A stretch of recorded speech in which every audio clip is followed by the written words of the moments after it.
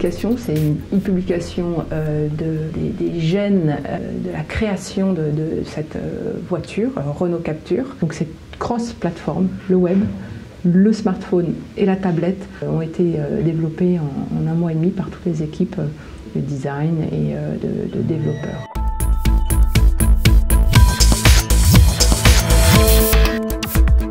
Le but de cette application, c'est bien évidemment de porter les livres que nous réalisons au design pour pouvoir les partager sur tablette à un public un peu plus large.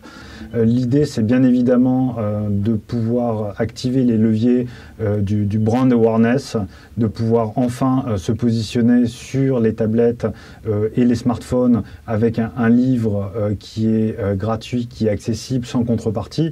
Ça a été notre premier souhait.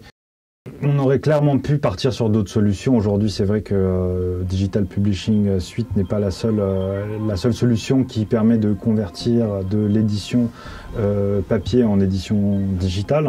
Après, c'est vrai, ce qui nous a déjà rapproché de cette solution, c'est la dimension d'industrialisation qu'on peut avoir à partir d'un master in design, de pouvoir développer très rapidement des assets pour tablettes et smartphones Apple, mais de pouvoir aussi les décliner pour Android. On travaille beaucoup avec Adobe sur les outils de création de contenu, donc on était très attachés de ne pas perdre de temps à devoir rebasculer sur d'autres outils, d'autres interfaces.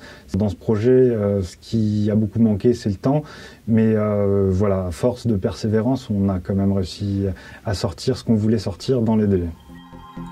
Le concept car contenait toute une assise à base d'élastique fluo. En fait, cet élément-là se retrouve dans le véhicule de série.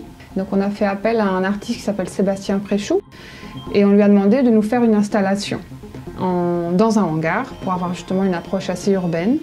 On y a placé 2 véhicules et on voulait aussi une approche assez lifestyle. C'est pour ça qu'on a fait appel à un photographe qui s'appelle Scott Pommier. On a voulu illustrer la génération crossover qui pour nous est le fait d'avoir une approche multidisciplinaire.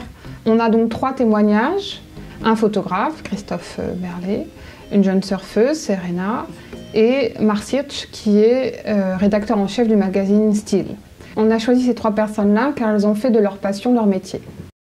C'est très différent de travailler sur une application, d'abord d'un point de vue ergonomique, parce que la manière dont le son est diffusé sur une tablette, c'est pas du tout la même chose que pour un grand événement ou pour un film publicitaire par exemple. Et ensuite d'un point de vue sens, évidemment l'idée elle est que les gens sont en train de se balader sur l'application et on doit être à la fois présent sans être trop intrusif. Le vocabulaire sonore et musical de cette application, il est à la fois en lien avec l'aspect urbain de ces véhicules qui est un crossover et à la fois en lien avec la dimension évasion de ce véhicule. Donc on est sur un mélange des deux tout en ayant bien en tête l'aspect famille et people-centric de Renault.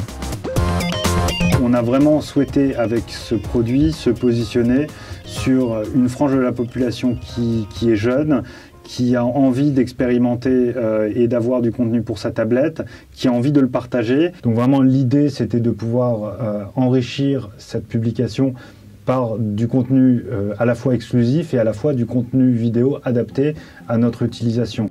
Nous avons choisi de travailler avec Adobe Digital Publishing Suite car il nous permet de mettre en œuvre ce qu'on appelle le Seamless Journey, l'expérience sans couture, sans cul-de-sac, sans rature et complètement fluide depuis le web jusqu'aux tablettes ou même les smartphones. La deuxième raison, c'est le fait qu'elle répond à un besoin très poussé chez Renault de mettre en place de multiplateformes. La troisième raison, c'est qu'on poursuit des objectifs d'engagement de l'audience auprès de nos contenus. On veut savoir combien de temps passent les gens sur notre application, qu'est-ce qu'ils regardent, les photos, les vidéos, qu'est-ce qu'ils lisent. Nous avons déjà un second projet en Test and Learn que nous allons développer avec Adobe.